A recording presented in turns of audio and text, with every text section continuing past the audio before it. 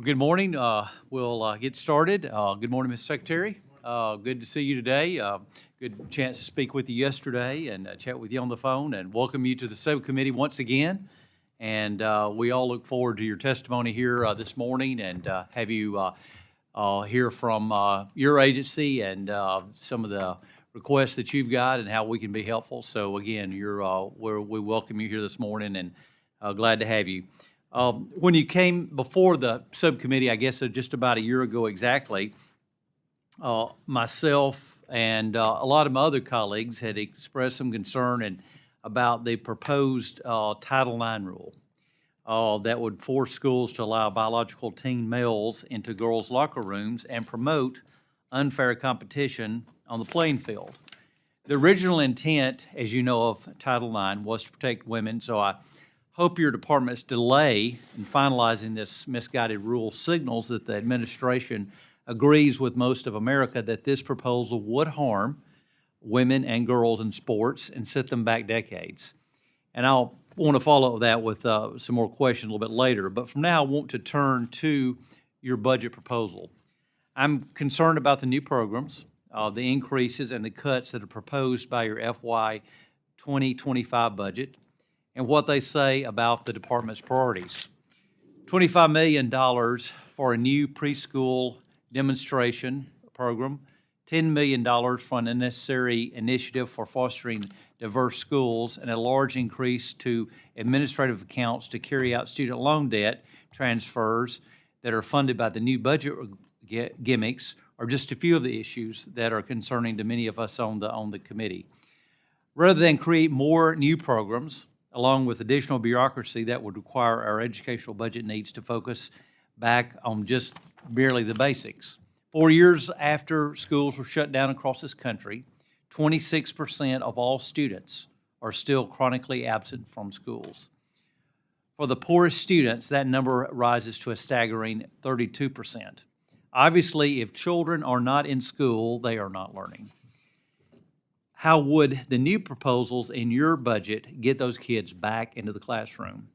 How would they address the significant declines in math and reading scores, which are felt the hardest in minority communities? How would they help regain the trust of parents? These are tough questions that the budget needs to address. Also have questions regarding your department's proposal to cut grants to charter schools by $40 million. This program has been flat funded for 5 years, but according to my understanding, charter schools are outperforming traditional public schools in student achievement. At a time when our nation faces skyrocketing debt and inflation, we should be targeting investments in education and what works, not duplicative ideological programs that merely sound great but make no difference in the learning process. Your budget also proposes $600 million to increase the office that oversees the federal student aid program, including the Department of Student Loan Cancellation Schemes. Even though the Supreme Court struck down the president's signature one-time student loan program, your department has doubled down on canceling loans through other avenues. In fact, on March 21st, your department boasted that it had canceled a total of $144 billion in loans thus far. This doesn't even account for the new loan repayment program that the department unilaterally created last year, which makes loan repayment even more generous, including by cutting borrowers' payments in half and accelerating loan forgiveness for some borrowers. Last September, the CBO estimated this repayment program would cost approximately $260 billion over a 10-year window. It is clear that the department's student loan forgiveness policies are unfair to Americans who did not go to college or that paid back their loans. And it sends a dangerous message to students, and that is to borrow more and just send the taxpayer the bill. Also, continue to hear about how free speech is under attack on college campuses across our nation. Our colleges and universities should be places that support free academic inquiry and where different ideas can be expressed and can be exchanged. So it's alarming to hear about speakers being disinvited, or angrily shouted down at events, or about faculty being canceled for expressing views that do not conform to the popular thinking of the others on campus. This cancel culture is ironically increasing at a time when universities are failing to adequately condemn the rise of anti-Semitism and support of terrorist organizations at our universities, creating a hostile environment for Jewish students, faculty, staff, and all this is simply unacceptable. According to the Foundation for Individual Rights and Expressions, more than half, 56%, of students surveyed for their 2024 College Free Speech Rankings report said they worried about the reputational harm because someone misunderstood something they said or something they did. 28% of students said they engage in self-censorship fairly often or very often during class discussion. 1 in 5 students said it is not clear that their campus administration protects free speech, and 43% said it's only somewhat clear that free speech is protected. I think you would agree that these statistics are concerning to any of us. We can do better and we must do better, both to foster free speech at our college campuses while also pushing back against terrorist rhetoric that has no place in our schools. Ms. Secretary, as you can see, there are a lot of important topics to talk about today. But that being said, I do appreciate your attendance here today and having a chance to interact with you and ask some questions and the subcommittee members. And at this point, I would like to recognize my colleague and friend and, of course, the ranking member from Connecticut, Ms. DeLauro, for her opening statements. And I yield to Ms. DeLauro. Thank you so much, Chairman Aderholt, for holding this critically important hearing this morning on the Department of Education's budget. If I could just start just take a moment of personal privilege, and with the Secretary being from Connecticut as well, I think there's some Connecticut folks in the audience. I just say, go Huskies. Yes, hear, hear. Well done, well done. Anyway, I want to say a thank you to our witness this morning, Secretary Cardona. Thank you for appearing here, but thank you for your lifetime's work and your public service.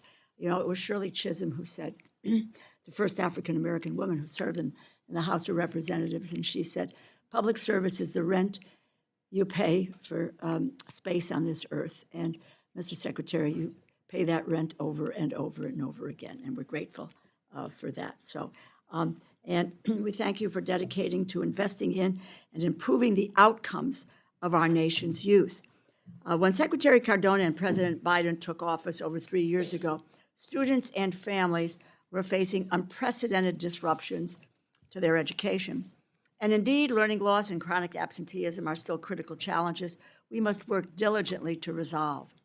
But thanks to the leadership of Secretary Cardona and President Biden and investments made by the House Appropriations Committee, schools now have essential resources to support student academic recovery, address mental health needs, and tackle nationwide teacher shortages.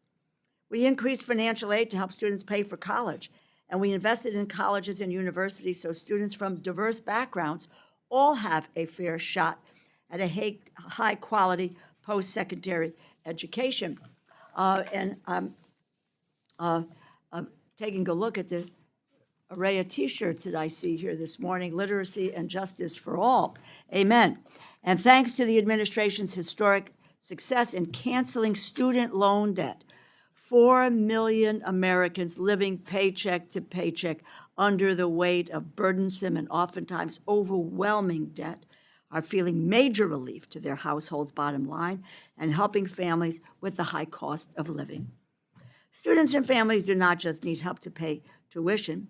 Housing, food, and transportation expenses are staggering. Nearly 1 in 3 college students experiences food insecurity. That means hunger. Let me translate food insecurity. They're hungry. And so any assistance that we can provide will continue to make education even more affordable and more accessible to hardworking Americans. And lest you think I made up the statistics, this is an article that appeared in the Hartford Courant. in Connecticut, 1 in 3 college students can't afford food, which is a fact of life for our youngsters today. The strength of our great country and the resilience of our democracy depends on how well we prepare our next generation with the knowledge and the skills necessary to face future challenges, which is why support for high-quality, affordable education is one of our subcommittee's most solemn responsibilities. I was proud to work with Democrats and Republicans in the House and Senate to complete the work on the fiscal year 2024 Labor, Health, Human Services, and Education Funding Bill. I am proud that we protected the historic investments this subcommittee made in education programs during the first 2 years of the Biden administration. Last year, House Republicans proposed a destructive 80% cut to Title I, the cornerstone of our federal investment in public education, which would have removed 224,000 teachers from classrooms serving low-income students nationwide. We spent months communicating the devastation this would bring to urban, suburban, rural communities across our country, which is why I'm so proud that we not only beat back these cuts, but we passed a bill that increased Title I by $20 million. Despite the tight fiscal constraints that were placed on us, I was also pleased to secure a $20 million increase for IDEA grants to states to equip special educators with the tools they need to support students with disabilities.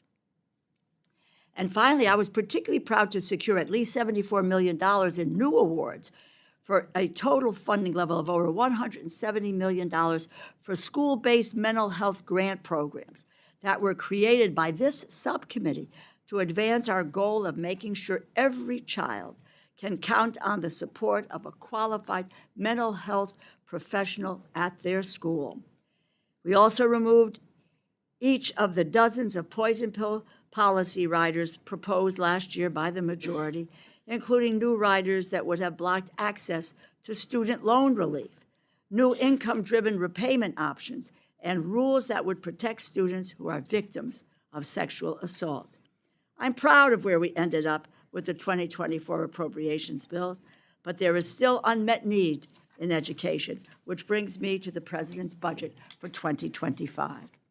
The request for $82 million for programs funded at the Department of Education will help support working, middle-class families and help secure future opportunities for America's children, regardless of their socioeconomic status. Increases of $180 million each to Title I and IDEA grants to states will build on the progress we made in supporting students with the highest needs. And I am thrilled to see a $50 million increase to full-service community schools, a program I was proud to double in size to $150 million in fiscal year 2023, which is we also were able to protect in 2024. And I was pleased to see the administration's proposal to shore up the Pell Grant and avoid a devastating shortfall with a plan to provide an additional $2.1 billion for Pell in fiscal year 2025 to support an increase to the maximum award. Horace Mann called education, and I quote, a great equalizer of conditions of men, end quote. Indeed, a quality education which provides the knowledge and skills needed to solve complex challenges is a prerequisite to finding success in life. It is therefore our duty to invest in every American child so that they may have the opportunity to reach their potential, achieve their dreams, and become the leaders of the next generation. I look forward to securing this funding for students and families and helping to deliver on the Biden administration's education goals for the American people. Thank you, and I yield back. Thank you, Ranking Member DeLauro. And Mr. Secretary, you have the mic. We look forward to hearing your testimony. Thank you. Chairman Aderholt, Ranking Member DeLauro, distinguished members of the committee, thank you for the opportunity to testify today on President Biden's fiscal year 2025 budget request for the United States Department of Education. I speak to you today in my capacity as Secretary of Education, but I also look at this budget as a lifelong educator. and especially as a father of a son in college now and a daughter in her final year of high school. In that spirit, that I come here today to discuss a budget that is not only about our priorities at the Department of Education, but about what we're hearing directly from parents and others all over this country, in red and blue states alike, about where we have common ground when it comes to our hopes for our children. I'm also here today because education opened doors for me as it did for many of us. At its best, public education is the great equalizer, putting opportunity within reach for all Americans. So where some seek to defund public education, I'm here to defend it, unapologetically, as the foundation of the American dream. This budget is about making responsible choices together to invest in that foundation for American opportunity and raise the bar for our nation's future. It's about the responsible choice to continue to sustain our nation's academic recovery from the impacts of the pandemic through $82.4 billion in calculated investments to accelerate learning and success, instead of minimizing support at a very crucial time for our students to regain lost ground. It's about the responsible choice to invest in a stronger future for all Americans by boosting funding to close achievement gaps in low-income communities through Title I, to support students with disabilities through IDEA, to support multilingual learners through Title III, and recruit, retain, and develop great teachers. It's about the responsible choice to invest in safer schools and the mental health of our students by making more funding available for more school counselors and mental health professionals and more full-service community schools. It's about the responsible choice to give more young people access to the American dream by building more pathways to higher education for all students by improving college affordability, retention, and completion, including through free community college and increased student supports. And it's about the responsible choice to make these investments in our nation's future while fully honoring the caps under the bipartisan agreement to reduce the deficit. It's also about working together again, as we did in a bipartisan fashion last year, to reject the sort of extreme policies and the extreme cuts proposed by some at the time. These could have resulted in the loss of more than 200,000 teacher jobs at a time when those teachers are critical to recovering their students' learning in reading and math. Yes, there are some in our nation who benefit from stoking division in our schools and inflaming culture wars. But let me be clear. My purpose here today is to propose a budget that helps protect and support all of our nation's students, instead of creating a spectacle for the benefit of the media or provoking divisions that aim to bring attention to some but do nothing to help our young people succeed. At a time when there is, in fact, so much common ground about what matters most for our nation's students, such as getting all students to read by third grade, providing mental health supports in the midst of a youth mental health crisis, opening up career and college pathways so students have more options for rewarding lives and careers, and making higher education more affordable and accessible for those who choose that path. I know we can and we will prioritize results over rhetoric. We can raise the bar for our nation together. I look forward to working with you to do so. Thank you. Thank you, Mr. Secretary, and again, we appreciate your testimony, and I appreciate your words about, coming here and talking about the budget. But I do want to, there are a few issues I think we need to talk about because of your department that I do want to bring up. And as I had mentioned in my opening statement, I am concerned, and I know many people are, about the proposed Title IX regulation, which, in my opinion, would do grave harm to the safety and the success of young girls and women across this country. Particularly, I'm worried about how this could impact girls in elementary school, for whom these school years are crucial for physical and mental development and building confidence. Under these proposed rules, as you've laid out, the elementary age students would generally be able to participate on school sports teams consistent with their gender identity. And that would mean that a sixth grade boy who simply identifies as a girl could play on the same basketball team as young girls. My question would, when can we expect the department to finalize the Title IX rule?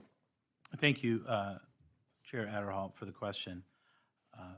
We know this is a very important issue and important question that many have opined on. We've received over 150,000 comments, and we are working vigorously to move forward on that rule. We know it's important, and we're working hard on that. Is there things that the department is doing to ensure that a final rule would protect vulnerable young biological girls? As I said before, the safety of all students is critically important to all of us, and it's important that we work quickly on these rules, and we're working as quickly as we can. I would ask, sir, that you consider the $22 million budget increase that we have for the Office for Civil Rights to help us facilitate the work of not only writing regulation, but also investigating. Also, I mentioned in my opening statement that many of us are concerned about the pervasive cancel culture at our institutions of higher education and the chilling effect that it has had on campus free speech.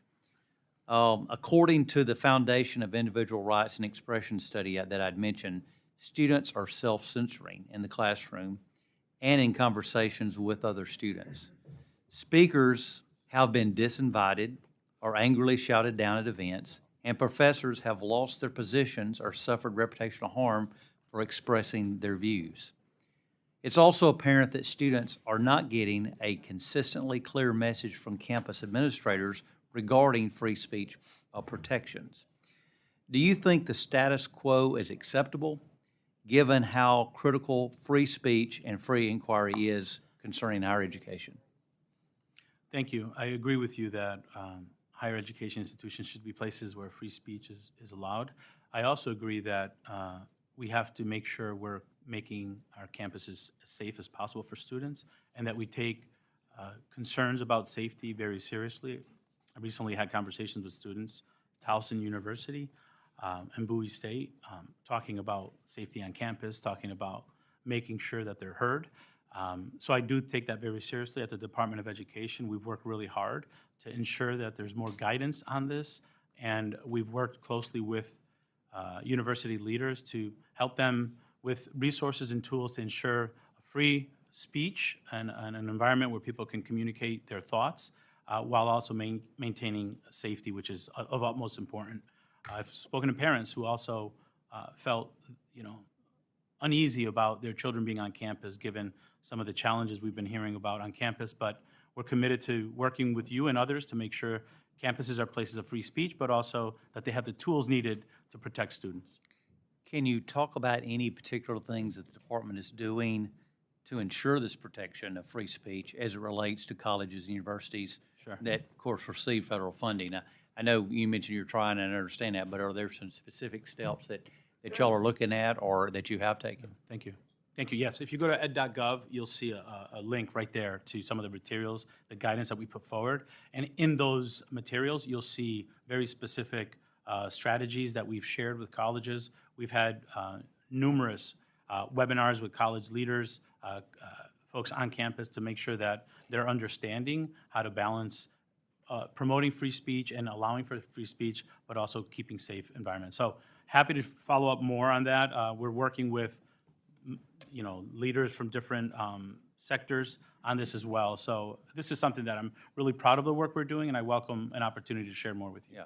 Well, just please know that this cancel culture mentality is a real issue out there, and I think it is something that needs to be addressed, especially when universities are receiving federal dollars. And we hope that you can be helpful in trying to make sure that students don't have to self-censor in the classroom and also in conversation with other students. And also make sure that speakers are not disinvited or angrily shouted down when they're come and express their views. With that, let me turn to Mr. DeLauro. Thank you very much, Mr. Chairman. Mr. Secretary, we're on the same page that chronic absenteeism from school is a profound crisis for our kids. Rates have increased from 15% pre-pandemic to 26% in 2023. And in our nation's highest poverty school, rates have increased from 19% to an alarming 32% in 2023. Something has shifted in our schools with causes and explanations that are complex and sociological. And I'm not trying to plumb all those reasons, but at all levels of government, we have a responsibility to reverse this unacceptable trend. Presently, 2/3 of states use chronic absenteeism as an official indicator for statewide improvement plans under the Elementary and Secondary Education Act. On the federal level, your department is responsible for monitoring states' evidence-based responses to the indicators in their plans. How satisfied are you with how states are implementing their chronic absenteeism plans? What would you like to start seeing from states in your department's next round of monitoring? Thank you for that question. I share, as a lifelong educator, I share that concern. You know, chronic absenteeism, you're not learning if you're not in the classroom with your peers. So that is an issue that was exacerbated after the pandemic for various reasons. And in our budget, we have proposals that will help address that. We've been very focused on ensuring that states are also what we call raising the bar, are really doubling down efforts on that, and we're seeing some good progress. But to answer your question, we have a technical assistance center that we're focusing on chronic absenteeism. So technical assistance, what's working, what are the best strategies across the country. The technical centers are helping with that. I wrote to every state education chief and asked them to take additional steps to address chronic absenteeism. We are monitoring the data more at the Department of Education regularly. We are working specifically with states where progress is not making as much progress as other states, and we're going to continue to do that. We're working closely with the White House as well to bring in educators and leaders who are having success with this so that we can highlight best practices.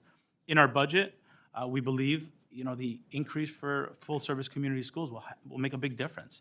I was recently in Pennsylvania speaking to parents in a parent center, and they were learning about how they could be equipped with tools to help other parents reduce chronic absenteeism. So, this is an area, as you said earlier, we have to focus on, and we all have a role to play at the Department of Education, increasing accountability, targeting support, and making sure we're listening to best practices and sharing those are some of the strategies we're taking. Great. Thank you. And if there's any way in which you can share some of that information that's coming through with what the programs and plans are, that would be helpful to the committee, I think. Thank you.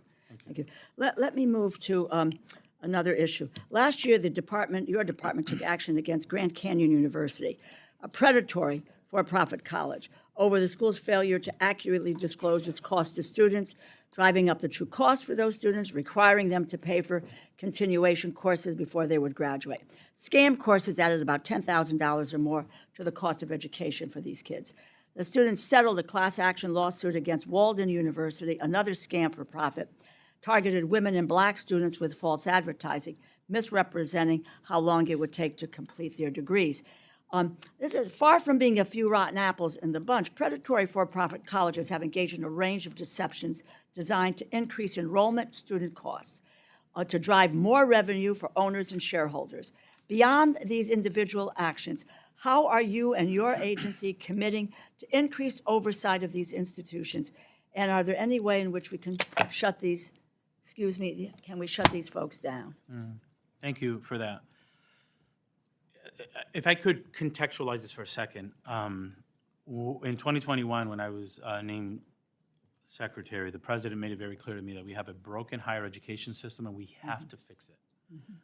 That the system that we had separated the haves and the have-nots, and there were a lot of practices there that prevented students from accessing higher education or finishing higher education. So with that frame that there's a broken system, we did multiple strategies.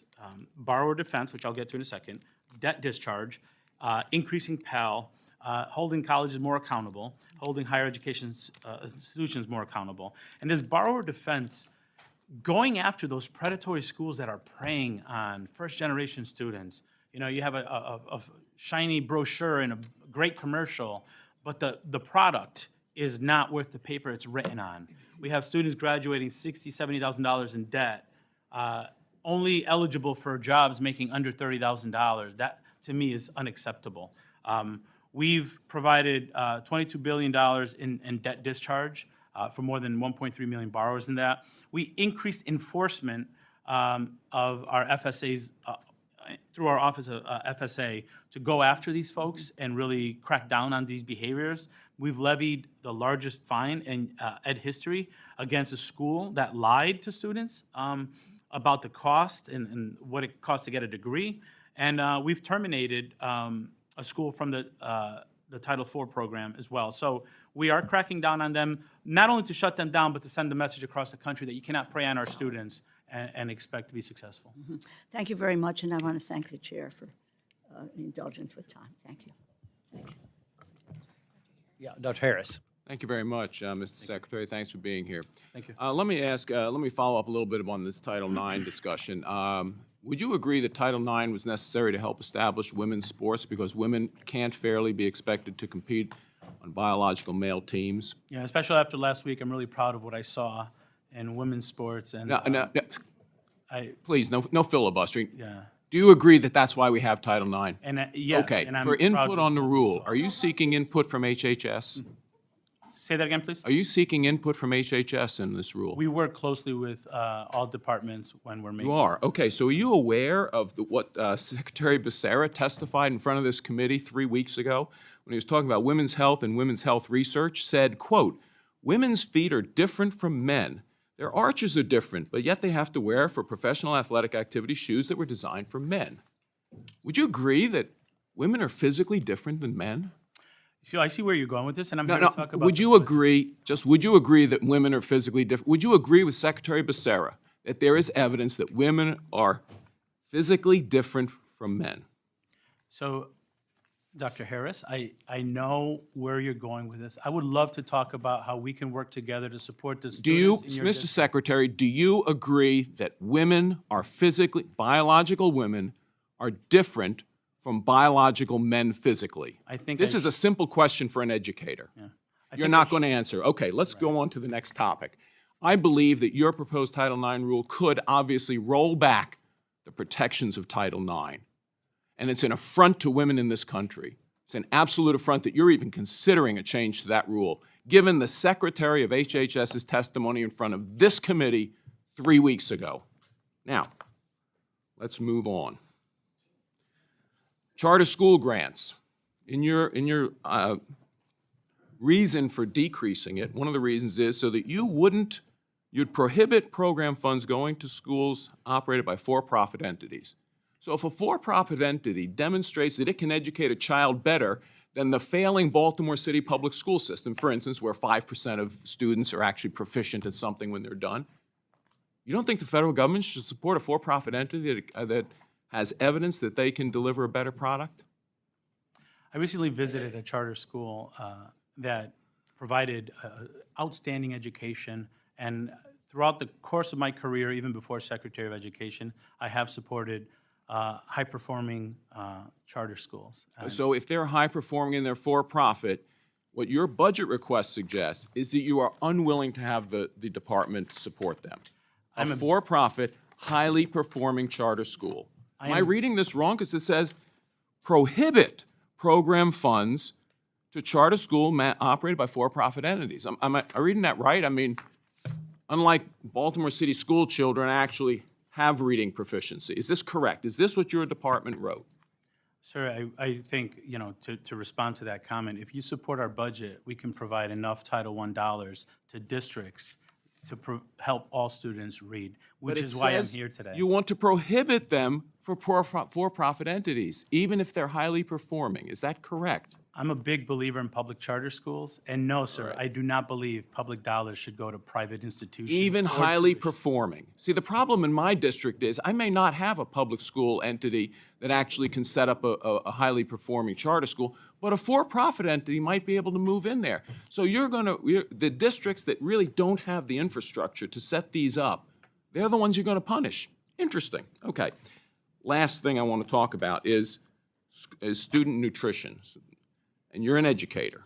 You're aware, and I'm going to ask to enter this in the record, a study entitled "A 4-Day Western-Style Dietary Intervention Causes Reduction in Hippocampal-Dependent Learning and Memory and Interoceptive Sensitivity." A carefully done study out of Australia suggests that a diet high in added sugar and saturated fat actually interferes with learning and memory. Now, given the science behind this, and we'll share this with your office to review, don't you think it's about time that we actually limit the government paying for sugary beverages on the Supplemental Nutrition Assistance Program so that we can actually help students learn better, given the science behind it? Thank you. Thank you for that, and I look forward to receiving that. Dr. Harris, I look forward to working with you on the things that we have common ground, including helping those schools in your districts that you say are not helping students. And nutrition, I agree with you. We have to make sure our students are healthy. So I look forward to working with you in the future. Thank you. Thank you very much, Mr. Secretary. I yield back. Mr. Pocan. Thank you, Mr. Chairman. Sorry about that. Making a mess here. Thank you, Mr. Secretary, for being here. Congress established the Pell Grant as the main investment in college affordability for low and middle income students, but today the Pell Grant has the lowest purchasing power in more than its 50-year history. We've seen rising pressure on Pell funding in recent years due to increases in the maximum award, more people returning to college, and more students becoming eligible.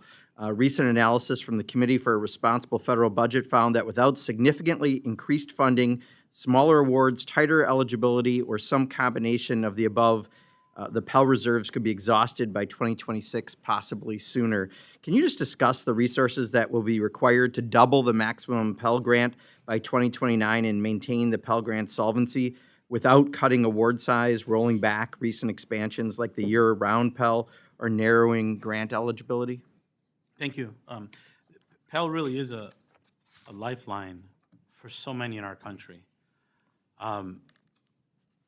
There are students whose reliance on Pell will determine whether or not they have access to chasing their dream and filling out their potential.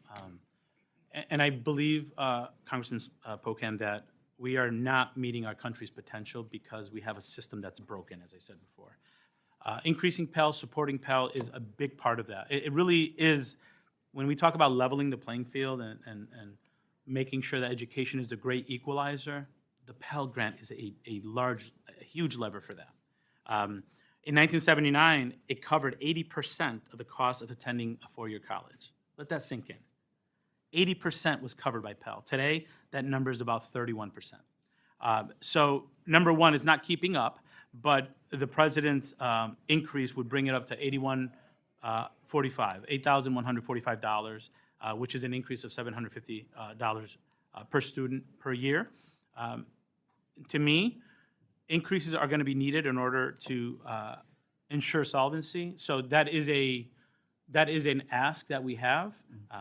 I can tell you it's more, every year it's more and more important. And while we're going to work on accountability and improving the return on investment in higher education, because that's part of the broken system, we recognize that without supporting Pell, the increase in Pell, we're basically just exacerbating gaps in our country that exist now. Well, thank you. And as a Pell recipient myself, I wouldn't probably have been able to go to a public even university, much less some other universities, without that help. So I'm glad that we're doing the effort to double Pell Grants. So thank you for that. And also, just because of time, thanks for the new initiatives that you all are proposing. The president announced in my district on Monday, again, to help people who are repaying loans. I think having people automatically fall into some of the programs rather than having to apply is extremely efficient in going after those predatory colleges that took advantage of people.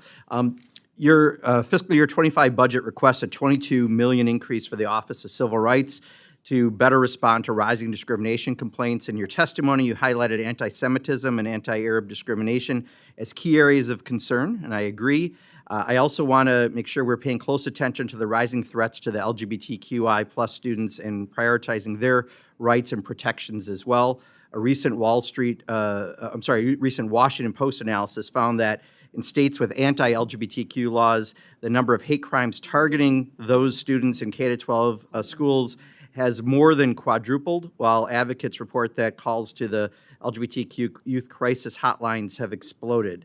Will you commit to ensuring that your efforts to address discrimination in schools will also prioritize rising threats to LGBTQI plus students? And do you believe the additional funds you've requested for OCR will be sufficient to meet this growing need? Thank you for that question, and I wholeheartedly agree with you that there's been an increase in threats and exclusionary behaviors for students who are LGBTQ, and I need those students to hear directly from me that they should come as they are, and they should feel as welcome as the next student in their school. They should feel a sense of belonging, a sense of being a part of something bigger than them in order for them to reach their potential. Again, all means all. We need to stand up for the students who are being marginalized. Look, we're asking for a $22 million increase. And this will go 90% of this will go directly towards investigations. And let me tell you, since 2009, our complaints to the Office for Civil Rights have tripled, while we've lost 58 people due to budgets. So that tells you the issue that we're dealing with here. All students deserve dignity and respect, and the Office for Civil Rights is ready. The budget proposal that we have here will really help us move forward, not only with our students who are LGBTQ, but also the rise in anti-Semitism and the rise in anti-Arab and anti-Muslim sentiment that we're seeing as well. Well, and thank you for that. And just, as rising rhetoric, even in the halls of Congress on this issue, I think the reality, I just want people to remember, is kids are getting not just beat up and threatened, but suicides are rising among youth. And it's just really important we all keep that in mind when we talk about these issues. Thank you. And I yield back, Mr. Chairman.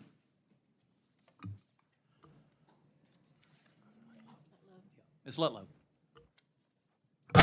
Thank you, Mr. Chairman. Thank you, Mr. Secretary, for being here with us today. Would you agree that FAFSA is one of the most important documents that a student fills out when trying to determine their college path? Absolutely. As a parent, I can tell you I've experienced the old system and the new system, and I do believe FAFSA is a very important document that students Great. can fill out. And that leads me to my second question. As a parent, you mentioned your son and daughter. As you're planning for your child, you're very curious about what financial aid will be available for your child. So you would think it would be important for parents as well. Absolutely. Okay. As a former higher education administrator myself, I know how important it is that we receive that FAFSA data in a timely manner. So you would also agree that for higher education administrators, as they're planning how many sections they're going to have, how many professors are needed for each section, that also would be very important for them as well. Absolutely. I talk to financial aid administrators daily. I spoke to one in person yesterday, and I understand the situation that they're in, and we're working with them to make sure we can support them. So as you know where I'm going with this, it's no secret that the rollout of the new FAFSA has been an absolute disaster. Multiple delays, technical issues, long processing times, and now incorrect data supplied to universities. So my question begins with this. At what point did you realize there were going to be some real problems getting the FAFSA rolled out on time, and when did you know the department was not going to meet the traditional FAFSA deadlines? Thank you. I understand the challenges that our students, our families, our universities, financial aid administrators are facing. There's nothing more important right now at the Department of Education. We're working on this around the clock because we want to make sure our students have information that they need to make informed decisions. And let me tell you, Congresswoman, 30 years ago when I was 17 and I was going to fill out the FAFSA, I knew the burden that it would put on my parents, and it was too much. Yeah. I never filled it out. Yeah. We need to move forward to a better system, Right. but we need to do it in a way that gives the students the information in a timely way. Sure. So it's my understanding that the FSA has around 1,400 career staff, known as FTEs. I read on your website that the office oversees or handles the federal student loan programs, including the FAFSA, student loan repayment, and student loan forgiveness. Is that correct? 1,400? I can verify that with you, but that sounds about right. Great. Of those 1,400 employees, how many focus on FAFSA implementation, and how many of those FTEs have been focusing on the $144 billion of student loan forgiveness, which your department has rolled out over several tranches? So I can get more information, more specific information to you, because you're asking very specific, the number of employees, but I can tell you the FSA office is responsible for also bringing 28 million people back into repayment. We changed contracts to make the process better for students. So we're moving contracts for us to oversee those programs in addition to FAFSA. So it's not that they're, I don't want you to think that they're not doing FAFSA because they're working on something else. FAFSA has been a priority since day one when we got into these positions, and it will continue to be a priority until we deliver for these students. It's my understanding that it's been an absolute nightmare. I hear from university administrators all the time. This isn't a partisan issue. This is something that is affecting higher education as a whole. It's affecting parents, students. And at a time when I hear from my constituents, industry leaders, that we are facing one of the worst workforce shortages in history, that we shouldn't be creating a deterrent for our students to go into higher education so that we can answer that workforce shortage that we have. And so I'm concerned that you didn't pull employees away from working on loan repayment for people who have already gone to college.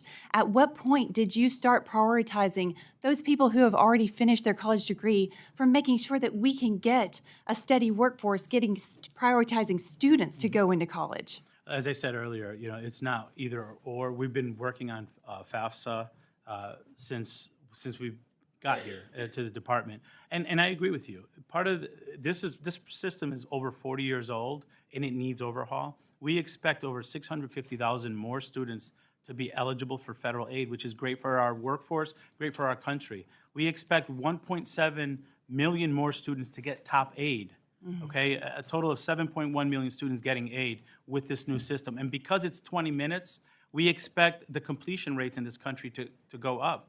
We've been satisfied, or we've normalized 60% completion rates, 70%. We have to do better for our students, and this better FAFSA will get us there. But I do empathize with the challenges and the frustrations that folks are feeling. We need to do better, and we're gonna get better. And I encourage students who are listening to go to studentaid.gov and fill it out. If you fill it out today, by Friday, this information will be in the schools. I'm happy to hear that. I hope this debacle never happens again. I hope that you will have a plan in place. The American people want to see you focused on getting students into the classroom, not repaying loans for people who have already been there. Thank you. I yield back.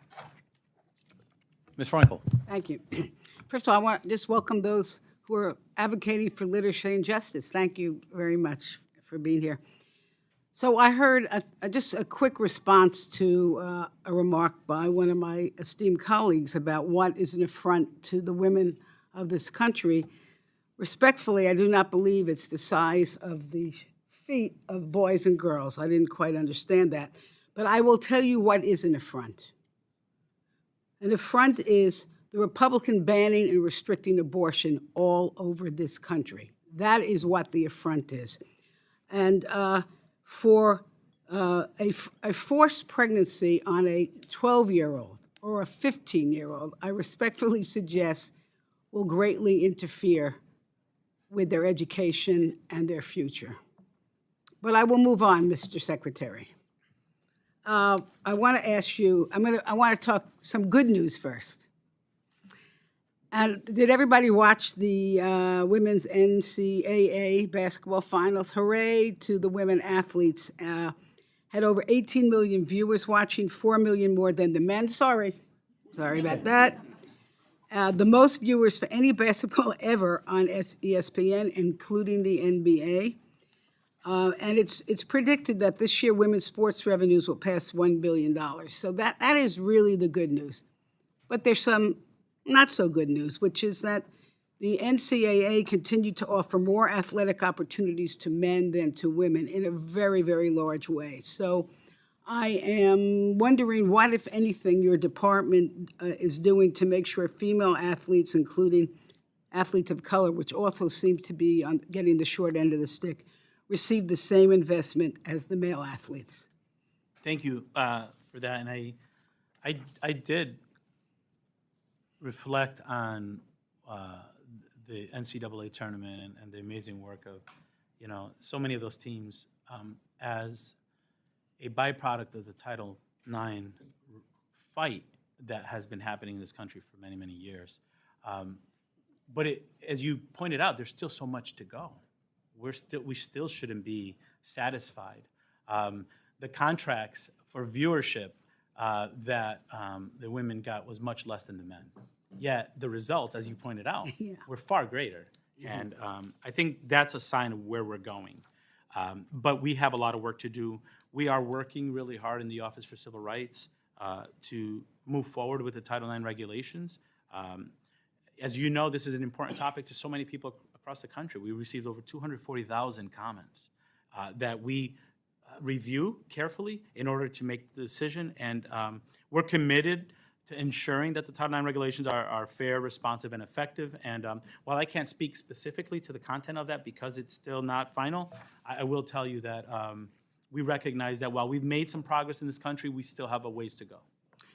Thank you for that. I would appreciate maybe if you have a plan of action on this specific issue. I would love to see it. I think a lot of people would be interested in that. And my colleague here, Mr. Pocan, raised the issue of anti-Semitism on the college campuses, as well as other discrimination. And we know that something like 75% increase in anti-Semitism on the college campus. This is very alarming, very unacceptable. Students can't learn if they don't feel safe. And I know that you're taking some actions, and I would like to know how your budget request affects your work and what's the shortfall in terms of enforcement. Is it the dollars? Right. Well, yes. I mean, as I said before, we're down 58 people despite having 3 times as many cases since 2009. And we're talking investigators, right?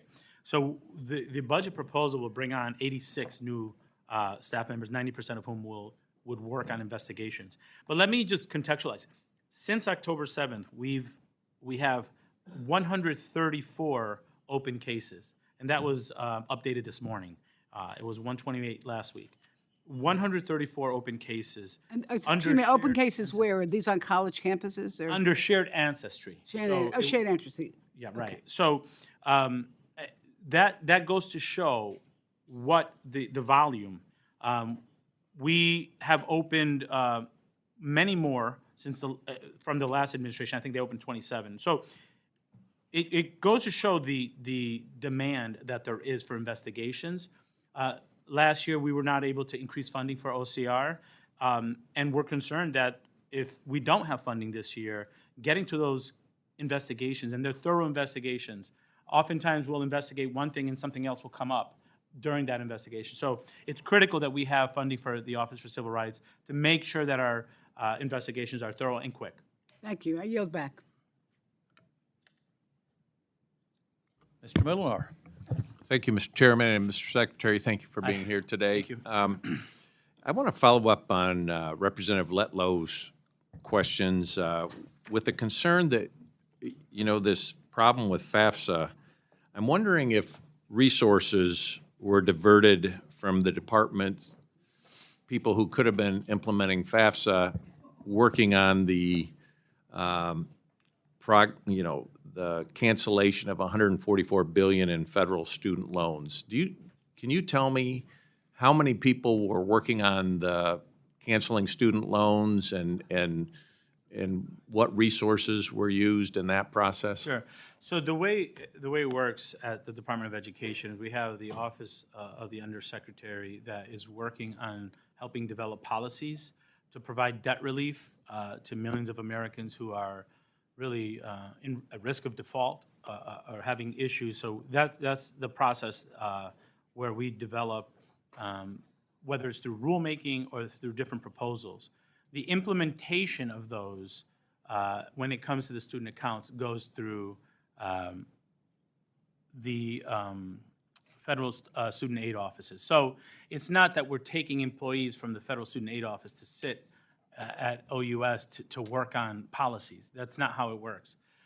There are, let's say, 28 million people that have to go back into repayment. They have to go into repayment either way. If they have debt discharge, there are changes to their accounts that lead to the debt discharge. So there is no strategy where we're taking folks from one building and saying, go to this building to work on this strategy that we have to fix a broken But I would system. assume implementing, 144 billion in debt, canceling that debt would require resources and focus that would take people maybe who could have been working on FAFSA and improving that situation. Do you not see that, or? Well, I think, operationalizing our policies falls under FSA, regardless of what the policies are. So I think I'd rather communicate it that way, that we're working really hard on fixing a broken system, which means providing a lifeline to millions of Americans who right now are underwater and need help. Okay. So Can I- the FSA is the body that's implementing the decisions that were being made in other places. Okay, have you heard, in my district, I hear from parents who paid for their children's education and feel that it's unjust to say, okay, some people are having their loans forgiven, but they had to pay everything. People who went into the skilled trades, who didn't take out student debt and made that decision, and they're saying now I have to subsidize people who chose to take on student debt going to college. I hear from students who, work part-time or took time, in their career and then went back to school. They aren't getting their student loans. Do you see the fundamental injustice in how this administration has, picked winners and losers in this process? Thank you for that question, Congressman. And I have met with people across the country who have shared different perspectives and listened to them thoroughly. I think my response to that is that messaging makes sense if we're protecting the status quo. We have a very broken higher education system. So many, and as a former school principal who's spoken to students who said, I can't go to college, that's too expensive for me. At 11 years old, this kid who's one of the smartest kids in my school, in front of his father, normalizing, I'm not going to college. Well, we have to fix a system, But sir. what you're doing is subsidizing a broken system. you could make right? the same And you're case, creating incentives for people not to do what the families that saved, what the people who made decisions going into the skilled trades. You're incentivizing people to not pay back student loans, and at the same time penalizing and forcing people who did to subsidize those who didn't.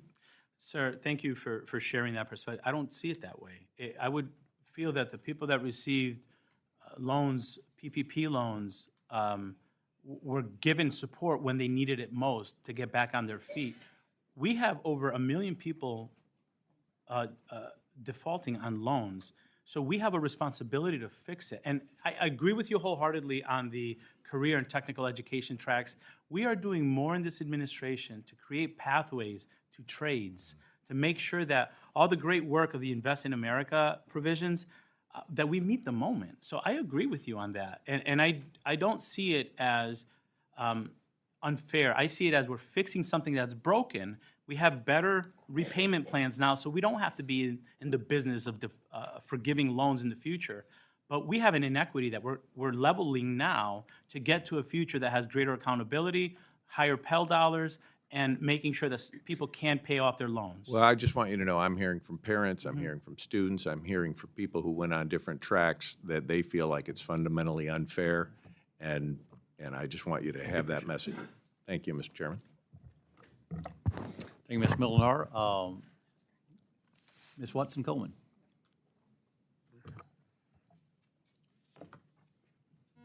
Thank you very much. Thank you, Mr. Secretary. Thank you, Mr. Chairman. Mr. Secretary, I've been doing a lot of work around mental health issues, from the very young all the way up to me. And I stand firmly with the president on doubling the number of mental health professionals in our schools. Can you please explain to this committee how the $216 million for school safety national activities and the new $25 million investment in the fund for the improvement of post-secondary education helps us reach that goal?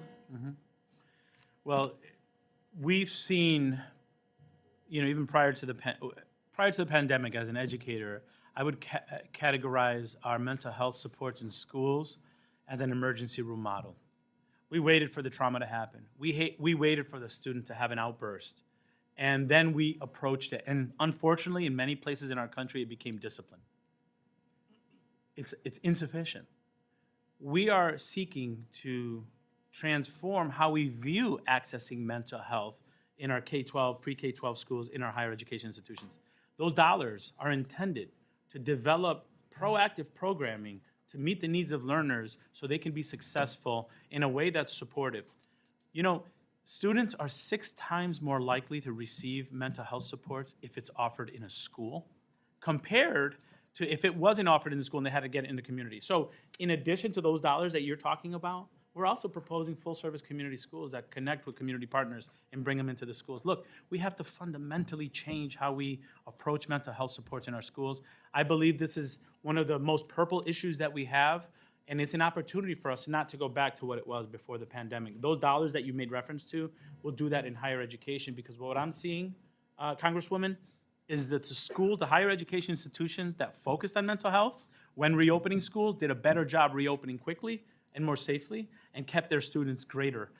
Higher education institutions recognize that importance, and they're moving that forward in that. So those dollars are intended to support their efforts. I'm glad to hear that. What kind of guidance are you all actually giving to make sure that these funds reach the underserved communities? Yeah, so we, in 2021, the department issued guidance on mental health in schools.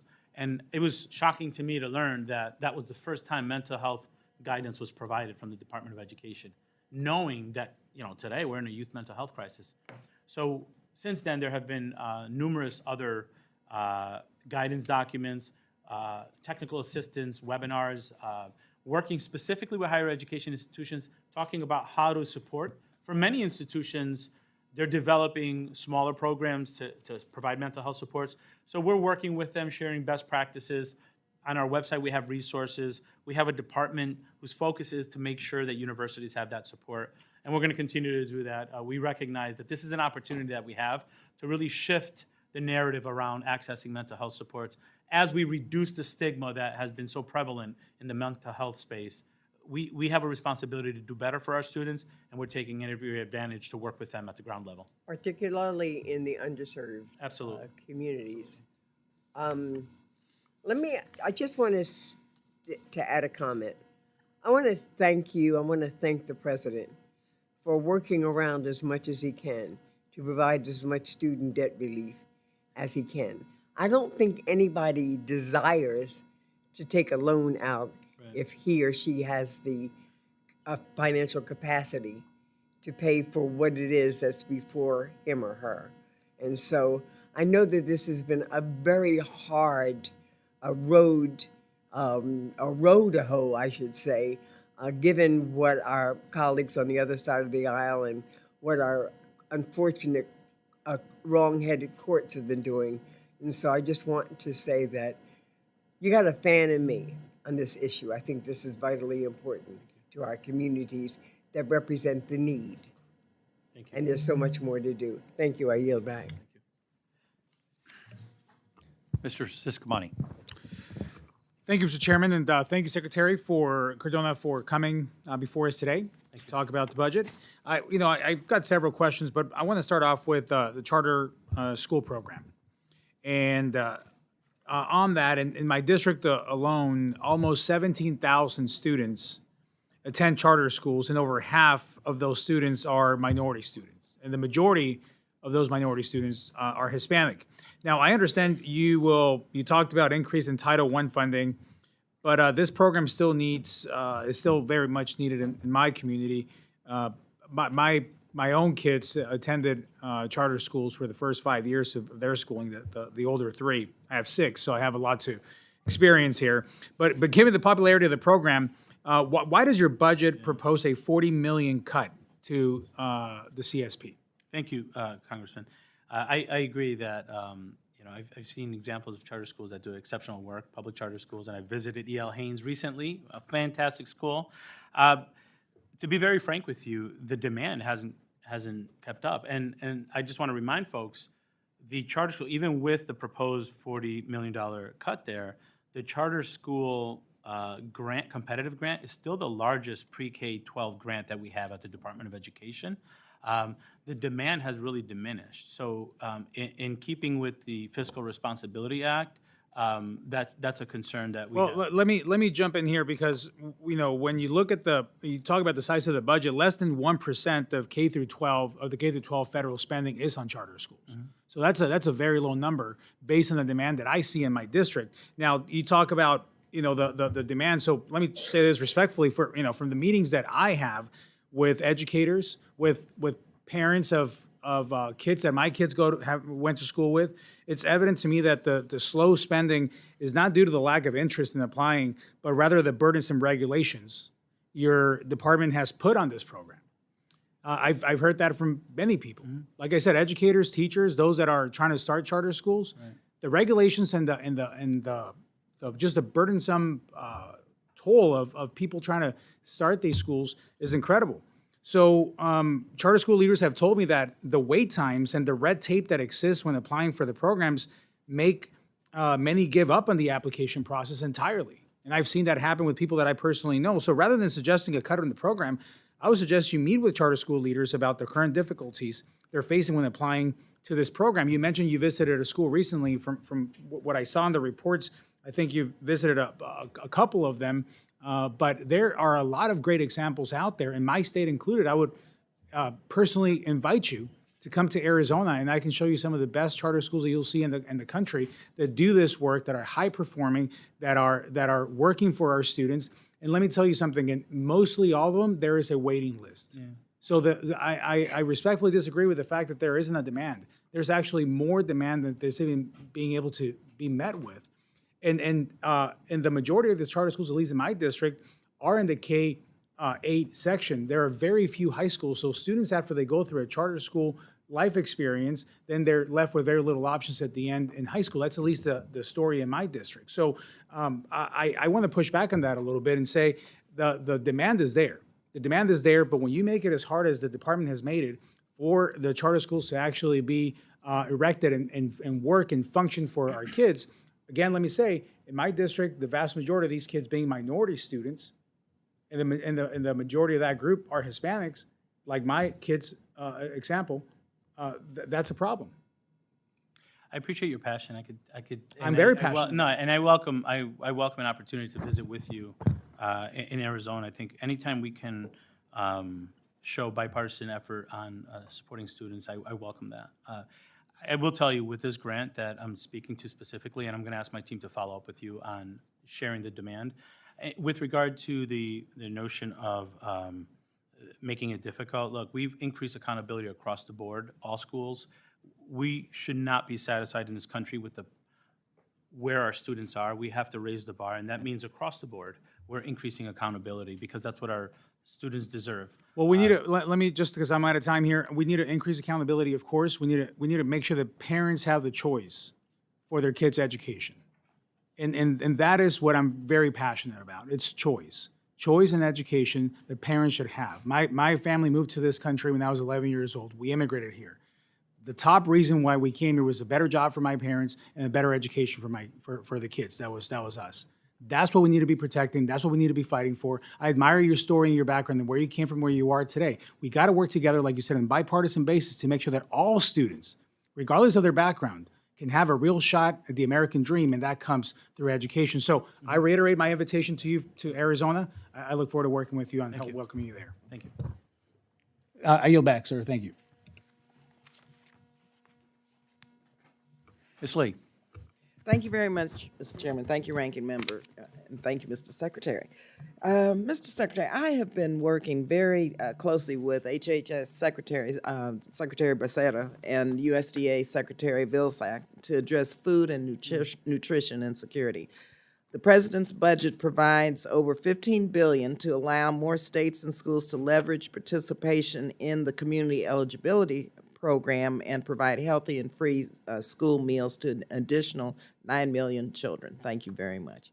Can you provide me with just a bit more in terms of the details of the coordination efforts between the Department of Education, the Department of Health and Human Services, and the U.S. Department of Agriculture regarding food and nutrition insecurity in schools? I'm really pleased that the coordination is there, but want to see how seamless this coordination will be. Thank you. And let me just drill it down a little bit if I could. I come from a district that has that benefit, right? The community benefit. And I remember prior to this happening, we had so many different issues where, you know, students were getting different meals because they didn't pay for their lunch or the paperwork wasn't filled in. You know, in a district that has 75–80% of the students eligible for free or reduced lunch.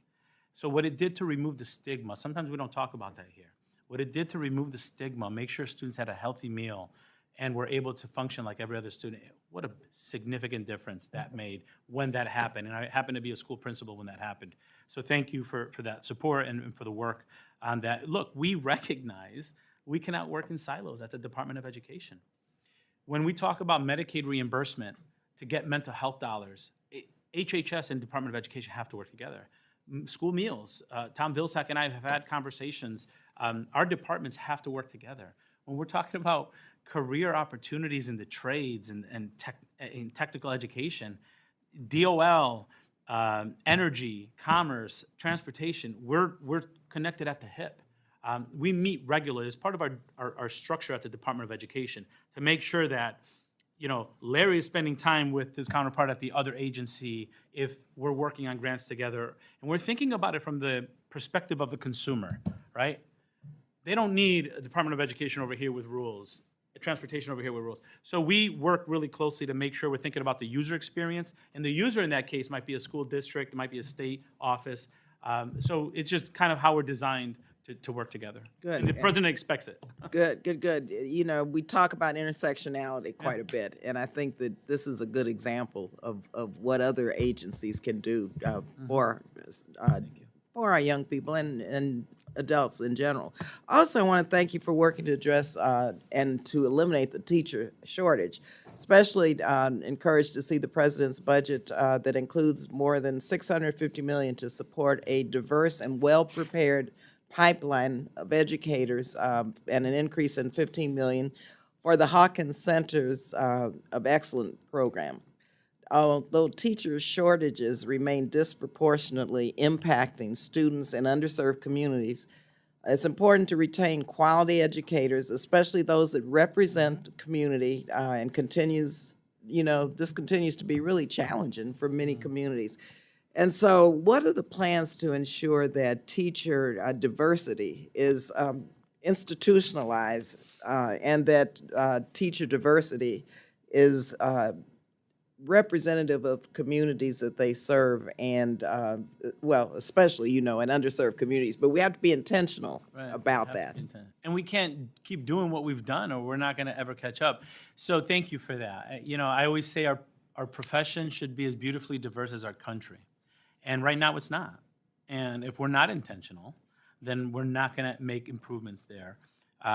So we're taking a lot of steps. The Augusta Hawkins grant, you mentioned it. I was at Bowie State recently and I saw a program. They had 50 men of color going into the teaching profession, being mentored by former superintendents that are being there, giving their time to help these young men become teachers. And so that was a recipient of the Augusta Hawkins grant. We're asking— Mr. Secretary, let me just mention I was a staffer and an intern for Congressman Ron Dellums and had a chance to get to know Congressman Gus Hawkins very well. He'd be very happy about this. It's just one of those things that I just felt fantastic because I know that community is going to be better.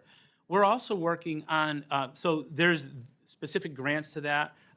We are really shifting how we're thinking about this. We are at the doorstep of another crisis if we don't think about educator shortages. So, and I'm proud to see that California is one of those states that has an apprenticeship for teaching.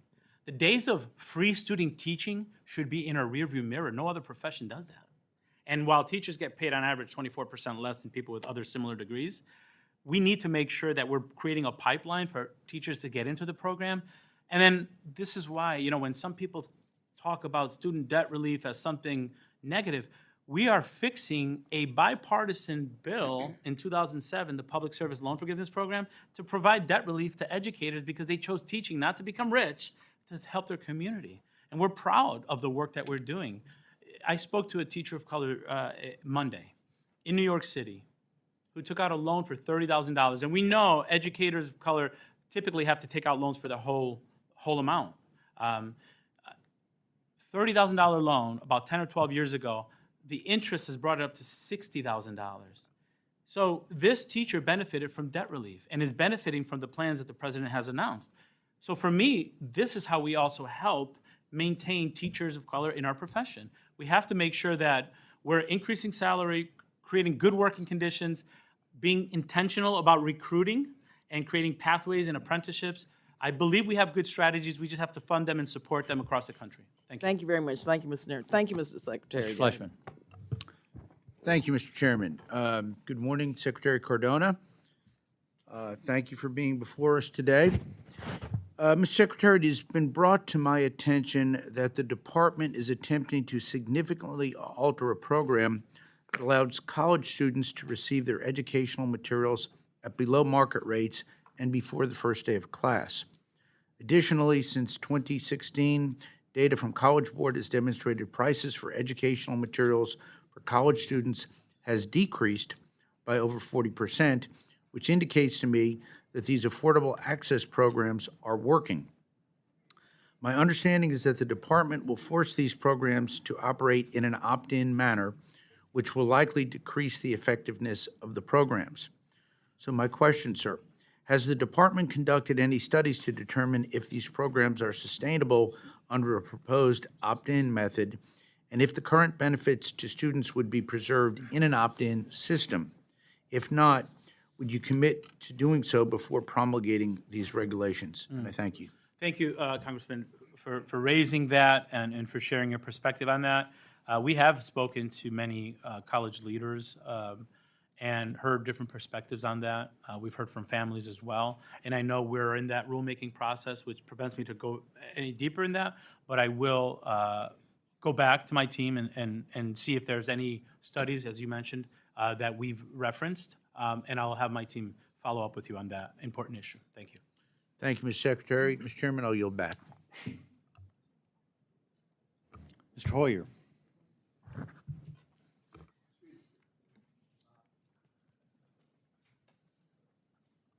I don't know that anybody wants to hear me, but I'll turn on the mic. Thank you. Let me first say, Mr. Secretary, I'm sorry. I apologize for being late. I had a speech to give that just conflicted with this, and Thank you. I was the one that had to give the speech, so I wasn't here. First of all, let me say that very much appreciate your taking this responsibility on. At the federal level, it's somewhat controversial, but in my view, and I tell people every place that I go, the most important people in any society are its teachers. If we don't educate the young, we won't have the kind of society that we want. So I think this is a primary investment for all levels of government, federal, state, and local. While the primary is local, the state has a significant impact in terms of funding, and the federal, a less direct, but a significant role. I was very pleased to see that you have put money in for full-service community schools, and particularly early childhood schools. As you may know, oh, and by the way, congratulations for visiting Bowie State University, which is in my district, as you probably know. Great. And it's a wonderful institution, badly underfunded prior to the middle 60s, and when we had redistricting and the state senate became more representative, is when we started to invest in Bowie State University, and now it's an outstanding institution. But back to the full-service schools, I think that early childhood education is absolutely critical in terms of this education continuum. We have some people wearing literacy and justice for all shirts here. My wife, Judy Hoyer, was a reading expert. But she was also a first grade teacher, and then she was the administrator of early childhood education in Prince George's County, one of the larger school systems in the country. And she started an early childhood school.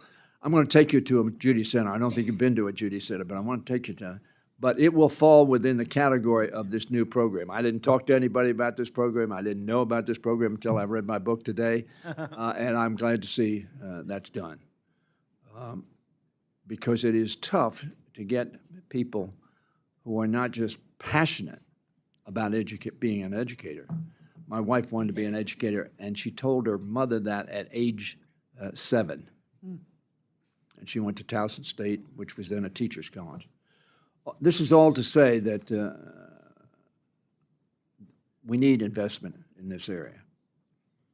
And as we need investment, we need accountability. I mentioned this when Secretary Becerra was here because it's in Health and Human Services. I think Head Start ought to be in Department of Education. But the expertise in '65, when Head Start was started, was that it was not an educational program because kids confronted with education, too much pressure on them at that young age. Well, we know that was incorrect. In fact, out of the womb, children are sponges and ready to learn. So I want to congratulate you on pursuing this program, and I urge you to, as we pursue this program, pursue accountability to make sure that it is working for kids. I mentioned that with respect to Head Start to the Secretary of HHS, Mr. Becerra. I've just asked the staff to give me, I want the statistics, and this goes to one of the questions that was asked on Pell Grants. I'm a big supporter of Pell Grants. I've been on this committee since 1983. But I also have a concern about every time we increase Pell Grants, college expenses go up 1.5 times as much. I don't know how we can deal with that, but I think we do need to deal with it. And so I would urge you to do that. That's not a question, but I also want to, Ms. Frankel, I understand, asked the question about anti-Semitism. Anti-Semitism is a cancer on the international global community now, increasing at a faster rate than any time since World War II. And we need to be very vigilant, particularly on college campuses.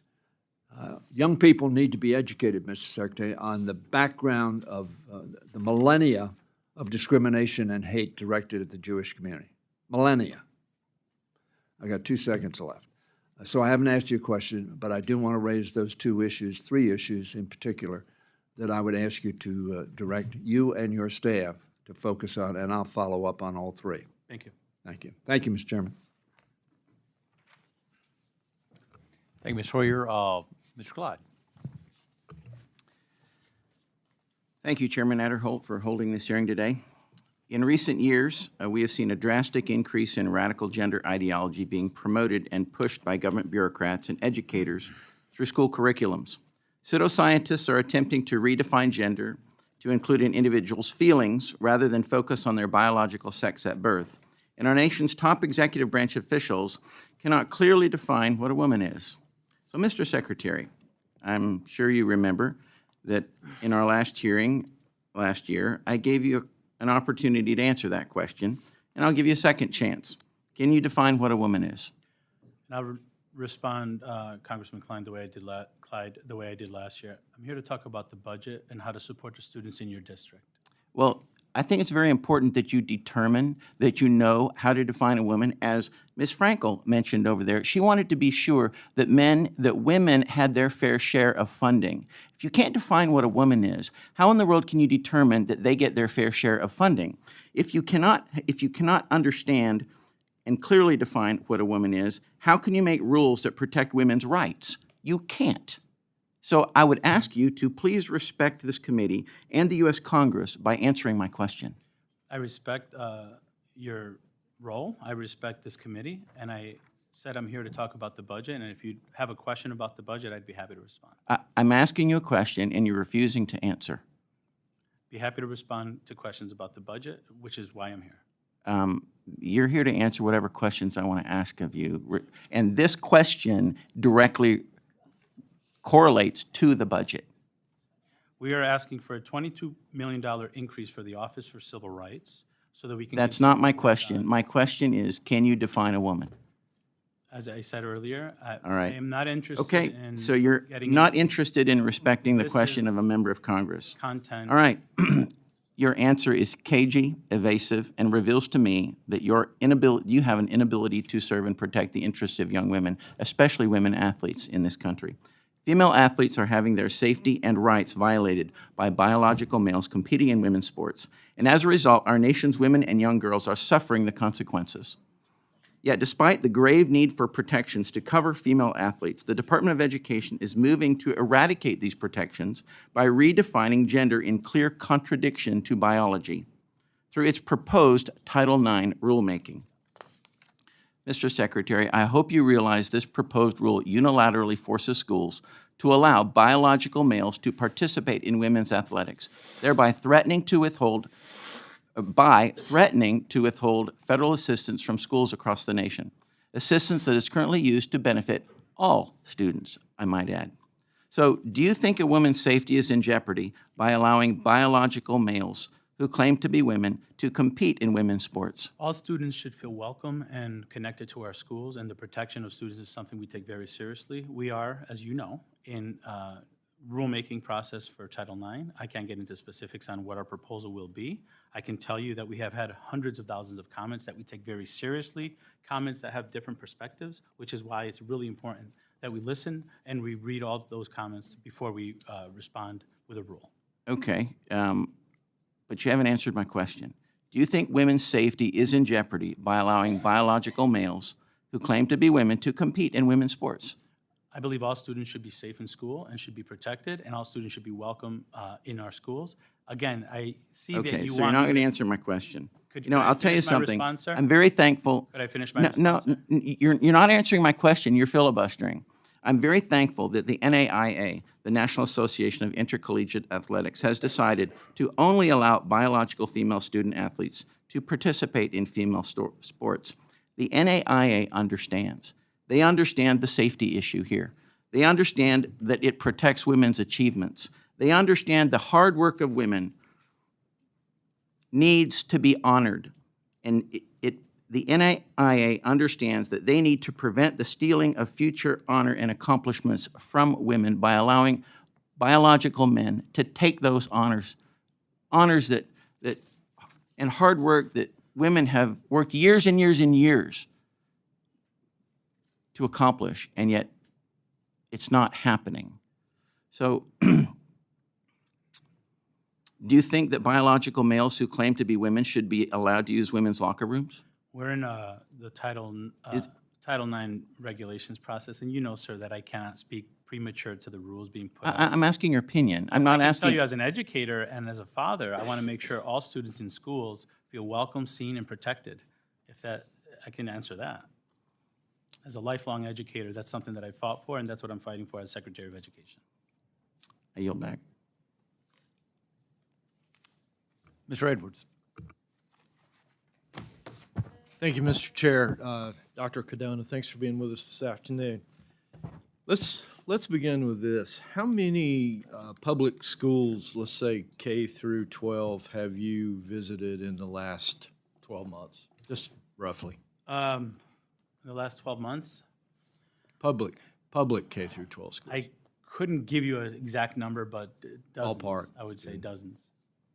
I would say dozens at least. Yeah. What about charter schools that serve K through 12 students? How many? I can tell you, I recently visited one. Some of the other schools that I visited might have been charters. I couldn't tell you off the top of my head. Right. Yeah. Thank you for that honest answer. I'd like to continue the conversation my friend Mr. Siscomani began a while ago on charter schools, because your response really piqued my interest in a number of ways. What are your views? What are your opinions of charter schools and the role that they play in preparing young people for life and working careers today? Sure. Thank you for the opportunity to respond to that. Not only in this role, but in previous roles, as an education leader, I've always valued parents' ability to choose where they want their children to attend, whether it's a local public school, a technical school, a charter school, or even a private school. I myself chose to go to a technical high school. I didn't go to my neighborhood school. So I'm a believer in choice, student choice, and in parent choice. I'm a believer in public charter schools being an option for families who choose to not attend a local school or send their children to a school that might have a specific focus, whether that's STEM or a different area that is of interest to students, similar to magnet schools. So I've always been fine with that.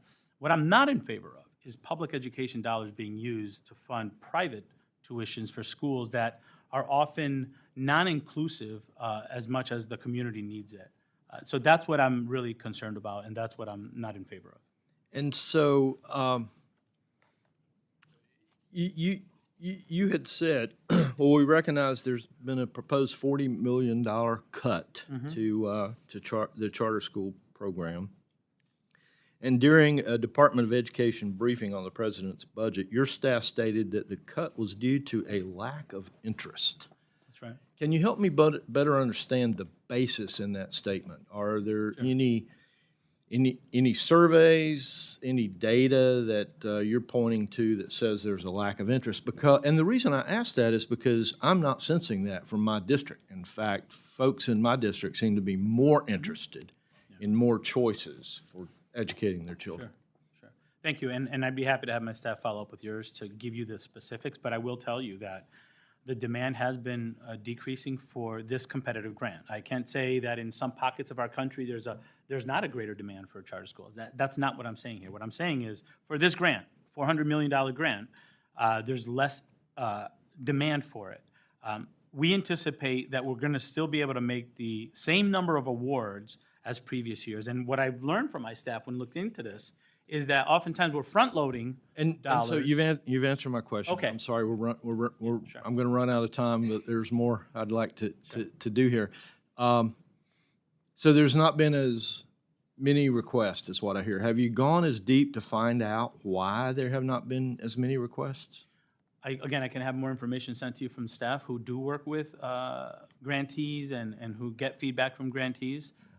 Because that's a critical part of what we do when we're putting out grants. So let me just take my last minute to share a couple thoughts. I hear there's a greater demand for charter schools for a number of reasons.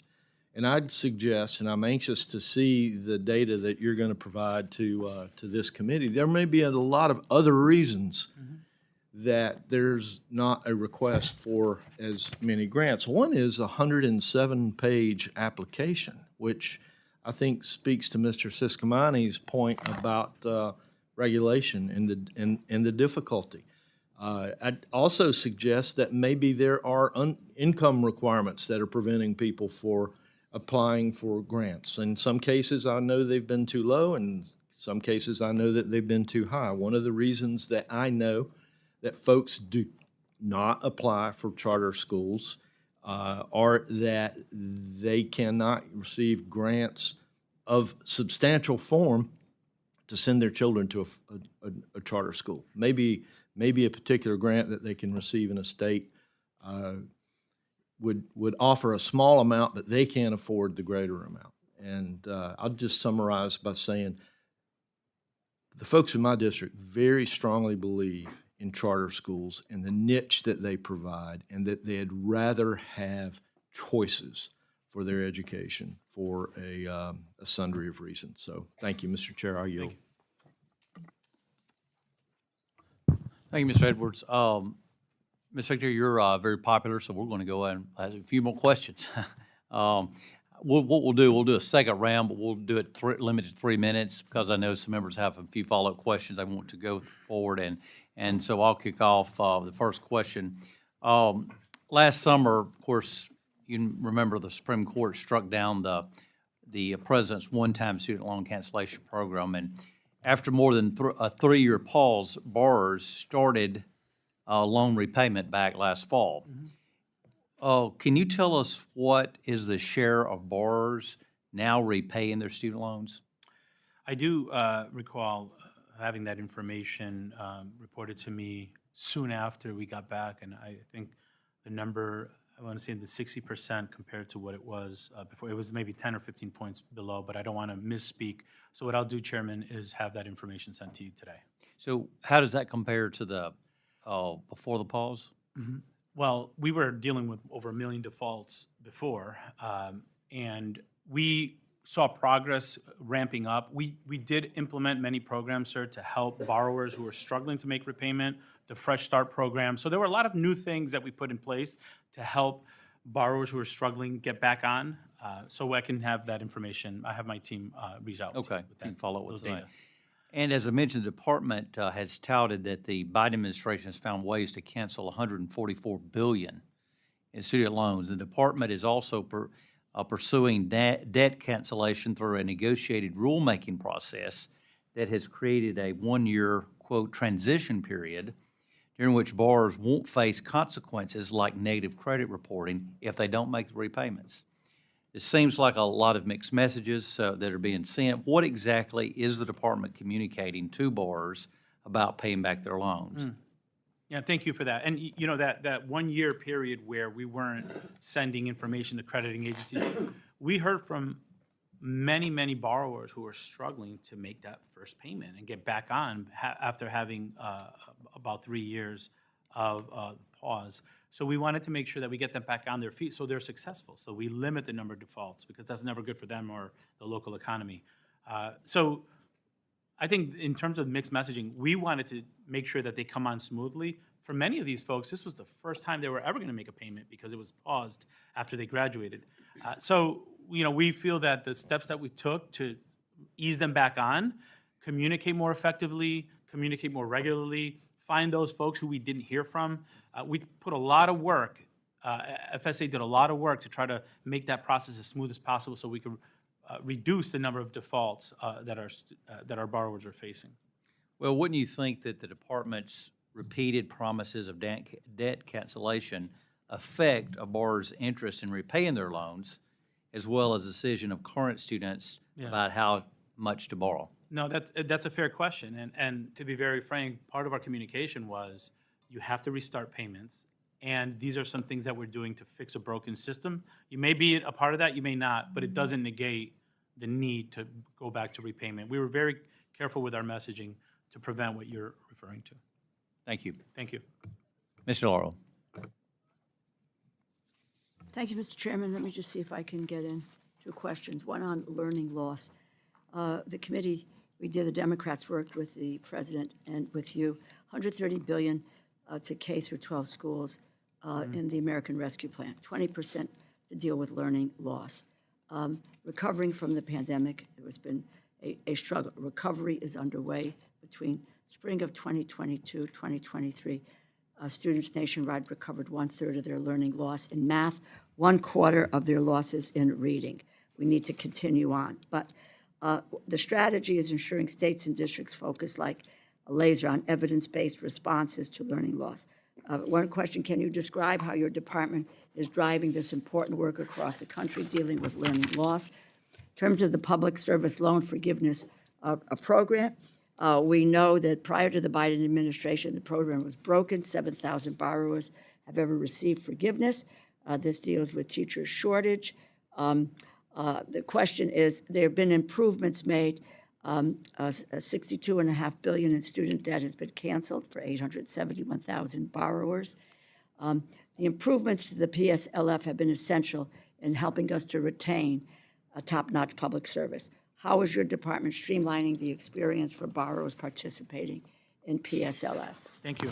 So, look, we should be just as concerned about our literacy rates, our math rates, as we were, when the pandemic hit.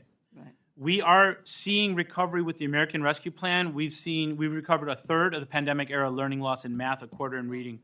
Math, twice as much growth last year. Reading, 5 times as much growth. I'm not proud of where we are, but I just want to paint the picture that the American Rescue Plan dollars, focused money on achievement gaps is critical. The gains for black students from 22 to 23 were greater than any year since 2009.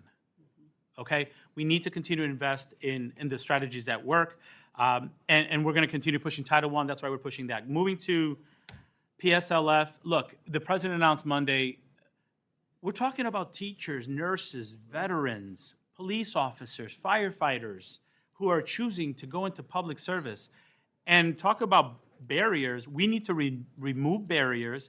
My mentality is we should be going to them, telling them, you worked for 10 years, you've paid your loans for 10 years, you're done.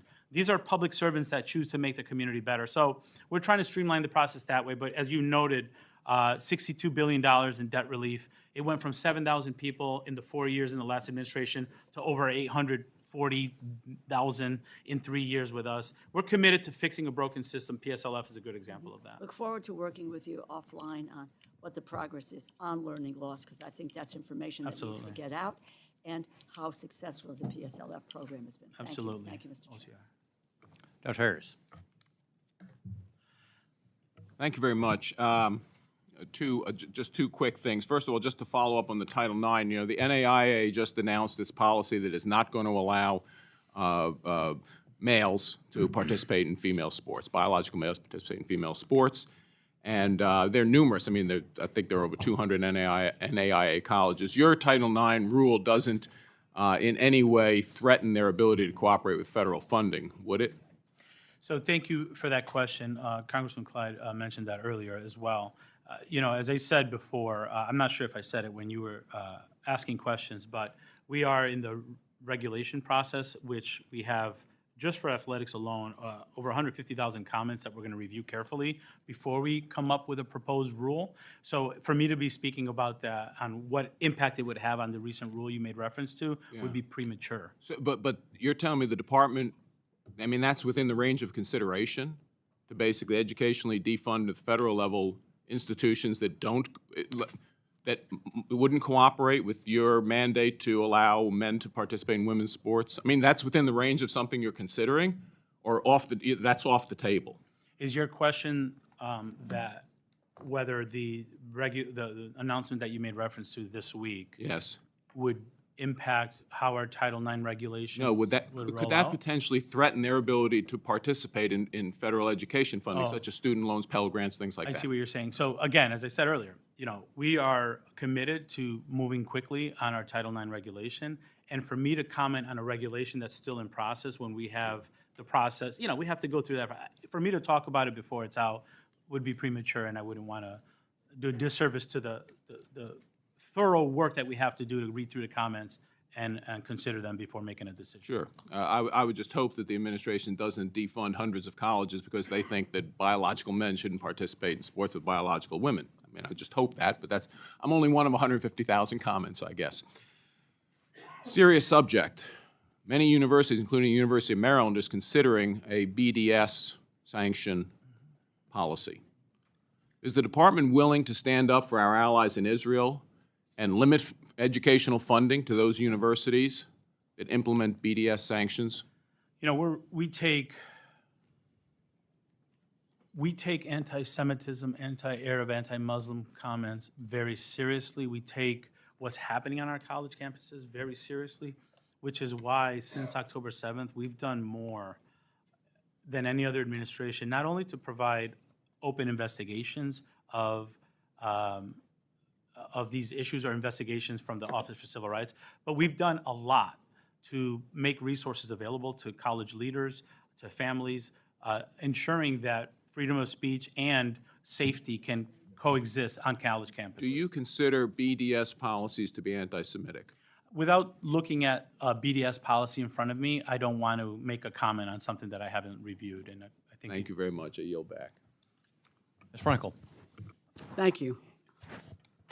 Well, with all due respect to my colleagues' concern about the men and the women's sports, which I think is probably not a really big issue in this country, but here's something that you should be concerned about, which the rights and girls of women and girls to have reproductive freedom. I said it again, I'm going to say it again. Since the overturning of Roe v. Wade, 1/3 of women in this country of reproductive age have lost access to legal abortion. That's about 25 million women.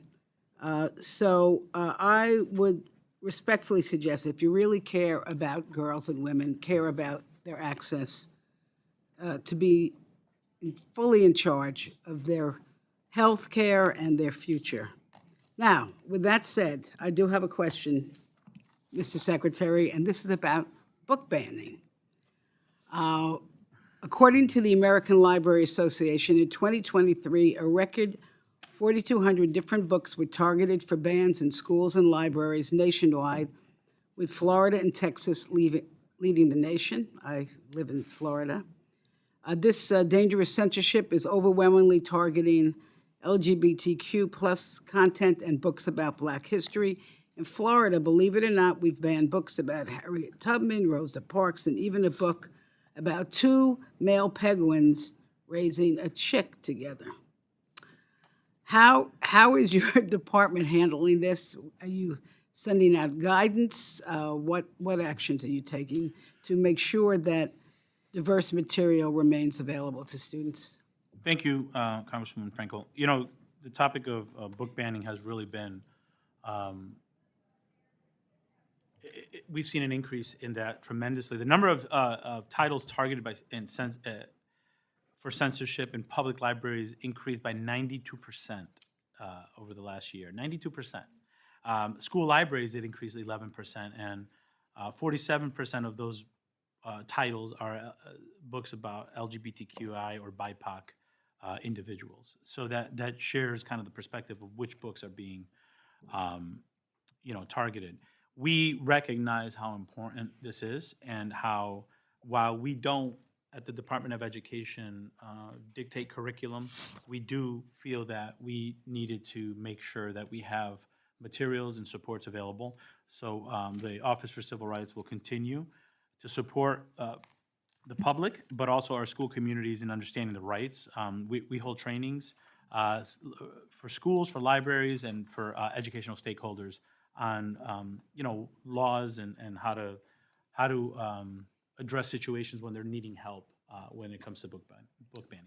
Thank you very much. Yield back. Thank you, Mr. Chairman. Mr. Secretary, in the 2 years prior to my time in office, Congress provided almost $200 billion through the CARES Act, the Coronavirus Response and Relief Supplement Appropriations Act, and the American Rescue Plan for K through 12. Those dollars were to be used to improve online learning capability, to sanitize schools with special equipment, to purchase PPE, and to address learning loss caused by school closures. Do you believe that this funding provided for K through 12 schools was appropriately spent? Yes, I do. Okay. While some of that funding may have been appropriately spent, we saw misuse of funds too, providing new synthetic turf for football stadiums, baseball field drainage improvements, and brand new weight rooms. Secretary, it's been between 3 to 4 years since these 3 bills passed, and the funds are set to expire in September. Have the schools spent all of their funding to date? Thank you, Congresswoman. I was a Commissioner of Education in Connecticut during those years, and I recall the important efforts that were taken to provide PPEs and to ensure maintenance of air handling systems that, to be very frank with you, for decades have been, deferred maintenance. So I do know those dollars were used to safely reopen our schools quickly. I know in Connecticut, for example, we focused on that and we relied on those dollars. We know that 99.6% of CARES ESSER has been used. Carissa ESSER, 99%. 68% of the current $130 billion of the American Rescue Plan dollars have been used, with the drawdown date coming up soon. And then, while you didn't ask that, I would want to share also, we have homeless children and youth dollars provided by Congress, and 44% of those dollars have been drawn down And we're working closely with states to continue to draw them down. I want to get to my point. I looked on your website this morning. Louisiana still has only spent 70% of the total that they were awarded during the pandemic. That's concerning to me because in your budget, you proposed a new $8 billion mandatory program labeled the Academic Acceleration and Achievement Grants. The justification for this specifically labels this new program as a way for the nation's school to recover from the COVID-19 pandemic, and specifically addresses learning loss due to COVID. Why should we appropriate more money for this program, this mandatory program, when we haven't already spent the money that was given during the pandemic for learning loss specifically? Thank you. And I say this respectfully, but there are many students in Louisiana and other states that are reading well below the level. So those dollars are critically important to sustain efforts of tutoring, summer school programming. And 70% in Louisiana is about average. I said the country's average is 68% ESSER drawdown. But if you talk to any school principal, administrator, superintendent, board member, they'll tell you, because I've been speaking to them, those dollars are being used and they expect them to be drawn down. They're for social workers, reading teachers, additional after-school programs. So they are obligated dollars. They just haven't been drawn down because the work hasn't been performed. But they're also telling you in Louisiana and other places that they're concerned when this ARP dollar sunsets, the needs of the students are still great. So I encourage you to support the budget and the $8 billion for tutoring, for additional reading support, and summer programming. Thank you. I've gone over my time, but I would just expect us to be a good steward of taxpayer dollars. I don't believe in appropriating more funds when we haven't already spent the funds that we are already sent. Thank you. I yield back. Thank you very much. Mr. Secretary, I am really delighted to see that the President's budget request includes a $21.3 million in funding for strengthening HBCU's master's program, which supports STEM and tech education among Black graduate students. The department's focus on supporting emerging STEM and tech Black graduate students is extremely important, and we know that there's still a lot of work to be done.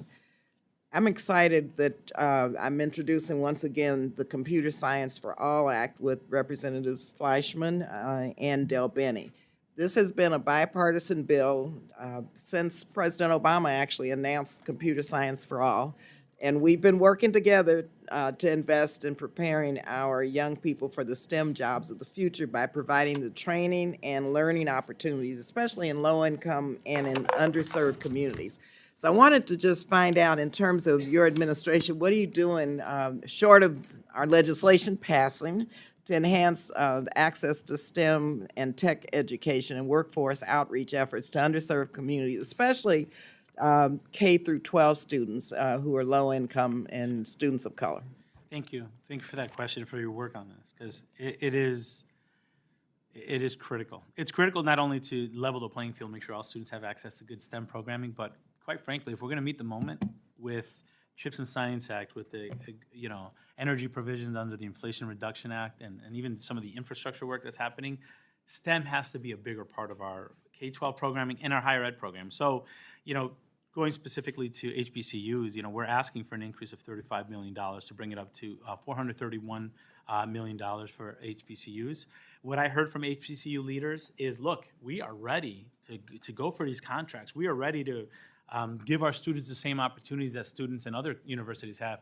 However, due to decades of underinvestment in HBCUs, we don't have the infrastructure. So we have to make sure that we have the STEM labs, we have the same facilities that'll give our students those access to those programs. So we're putting dollars in minority science and engineering improvement programs. There's $60 million there. FAFSA, again, a lot of it targeting towards minority-serving institutions to level them up, make sure that they have the same opportunity. In K-12, we are trying to, what I call evolving our high schools, evolving in the sense that our K-12 institutions need to be better aligned to the opportunities that our students are going to have after graduation. A lot of these STEM careers are available with, you don't need to have a 4-year degree. You could have a 2-year degree. You could have a credential. I'm visiting schools where students are graduating with an associate's degree in high school before their high school degree. So we need to push that through our innovation dollars, through our STEM dollars, but make sure that these STEM career pathways or these STEM classes are connected to the opportunities that exist for these students. Thank you very much. And this is one of our bipartisan bills, Yes. incidentally, that we've been Good. working on for years. Good, Thank you. Mr. Molinar. Thank you, Mr. Chairman. Mr. Secretary, just to follow up on some of the STEM-related questions at universities, the National Security Presidential Memorandum 33 outlines research security requirements for U.S. government-supported R&D programs at universities across the country. If a university fails to comply with this guidance, the Secretary of Education can suspend or deny federal financial aid to the university. Are you familiar with this guidance and the authority you've been given? Are you referring to Section 117? Yeah, that's part of the Higher Education Act. This is actually the President's National Security Presidential Memorandum 33. Okay. Yes, I'm sure my team is on that. I can get more information on it. I don't have specifics on it now, but I'd be happy to follow up with you on it. Have you used this authority? Happy to have my team follow up on you. We take those issues very seriously, and we know that accountability of the expectations are part of the work that we do at the Department of Education. Can you tell me what steps you're taking to ensure that universities are complying with this guidance? Happy to follow up with you with more specifics. Do you plan to suspend federal financial aid when universities fail to comply? We will follow the law as written by Congress to make sure that we're upholding the expectations of compliance.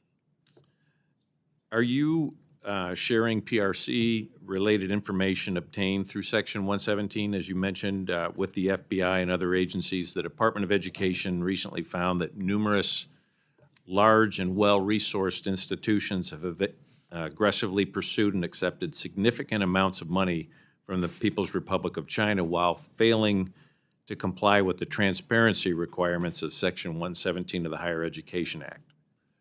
Are you sharing that information? Yes. Okay.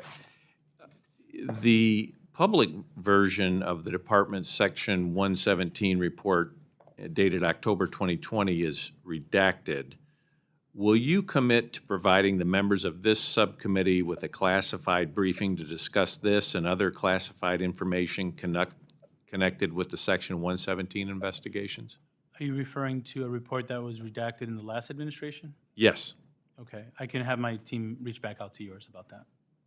Do you have someone in particular on your team who's reviewing the information obtained through the department's Section 117 investigations? I certainly do, and I can have that information shared with you. Let me tell you, Congressman, that we've reported 38,900 foreign gifts worth $21.4 billion. We take this very seriously, and I think it's really important that the American people know which gifts are coming to which universities. We've been more transparent than any other administration, and we work closely with FBI's National Counterintelligence Task Force, sharing information regularly to ensure not only transparency, but that where investigations need to happen, the correct authorities are involved. Will you commit to providing the members of this subcommittee with the classified briefing on this? I will have my team get back to you on whether or not that is going to be possible, but for me, transparency is really important, and sharing with you is very important. I have to say, Mr. Secretary, I appreciate the spirit in which you say these things, but I am disappointed in the response you've given because it doesn't appear to me that you do take this as seriously, or you don't take the subcommittee as seriously to offer information to us today. So I am disappointed with that. Sorry you feel that way. Thank you. Mr. Edwards. Thank you again, Mr. Chair. Mr. Secretary, one of the things that I continually hear from folks in my district and from all around America is that Washington seems to have forgotten so much of the working class. And I see no better example of that than the student debt relief program that's being suggested right now, where folks with dirt and grease under their fingernails are being asked to pay for folks' college education that wear a crest on their sport coat.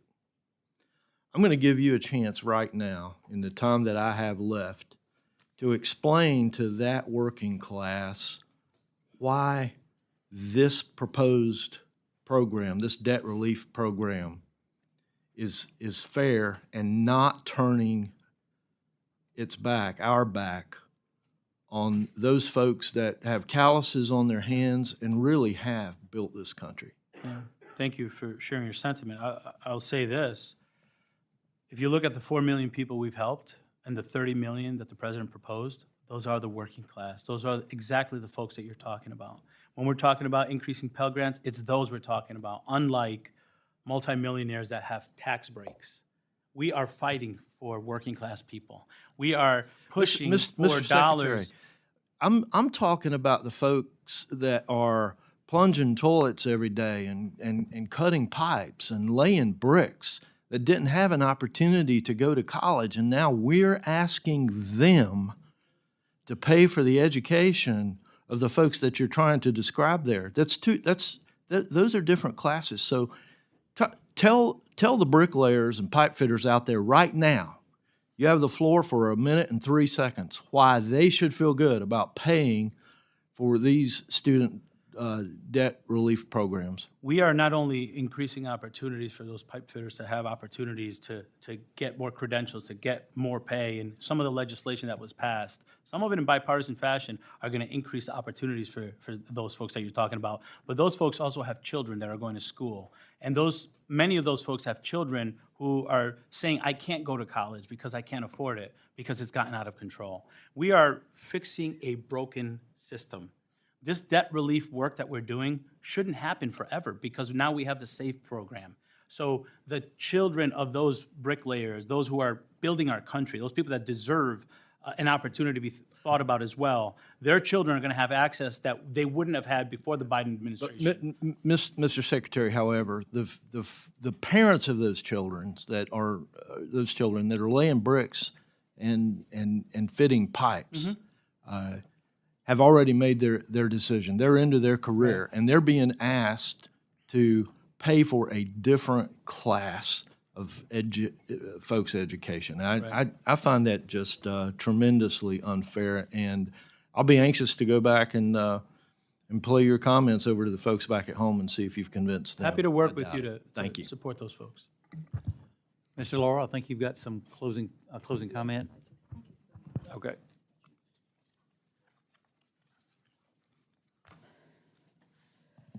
Secretary Cardona, I took very seriously something that you said in your opening statement, and I will quote, and tell me if this is accurate. We must defend public education, not defund public education. I believe that this is our charge as federal public servants, to protect and to strengthen the federal programs that serve as the cornerstone of public education. And quite frankly, I've watched with dismay, both in the last budget deliberations and just listening today, and I'm sure that this will continue, where some of my Republican colleagues view that there is a need for us to defund public education and look to protecting private institutions. Now, what is the charge of public education? Who does public education serve, as I understand it?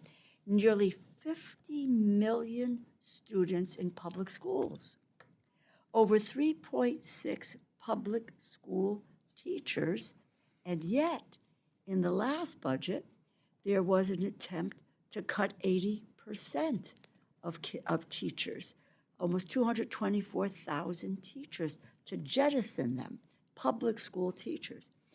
The charge over public education is for the 25 million students who are supported by Title I services for high-need populations.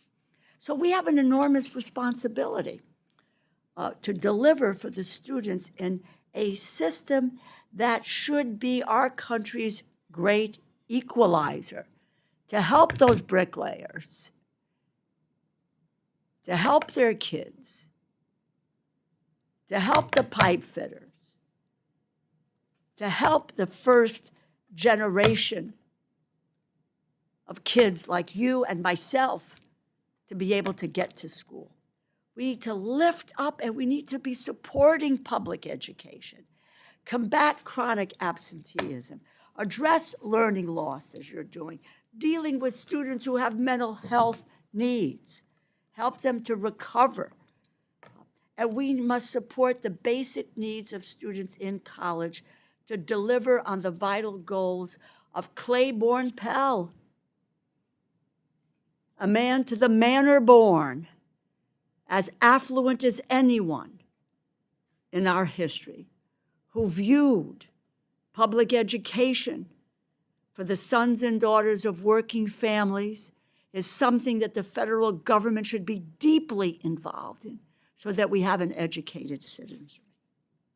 So it is, and it's a real concern of mine, of what is happening, and I won't point to the many ways in which in the last budget discussion we were eroding public education. That's not what you are doing. That is not what President Biden is doing. You take this responsibility very seriously, and I will just say for one that I stand ready to support your work, to support the continued investment in public education as a necessity for the strength, the future strength, whether it is our national security, our domestic security, wherever else we're going. If we do not have a strong public education system, we are doomed as a nation. I thank you for your service. I thank the President, and I thank you for both of your commitments to making sure that the vast majority of these people in this country have the opportunity not just to succeed, but to thrive through education. Many thanks, Mr. Secretary, for being here this morning. Thank you, Ms. Starwell. Oh, thank you, Mr. Secretary, and Mr. Keene. Thank you for being here as well. You got off easy today. So, but it is good to have both of you here, and we look forward to working with you. Thank you for taking a lot of these comments and questions that our members brought to you seriously. And they, I think they reflect what they hear back in their districts. It's not, I don't think something that they just, or any of our questions are something we just came up with out of the blue. It's things that we hear back home, and I hope that you can take that message back to the department with you. And we look forward to your follow-up on some of these issues that as we move forward. So with that, again, thank you both, and we look forward to working with you as we continue on through the budget process. Thank you. Dismissed.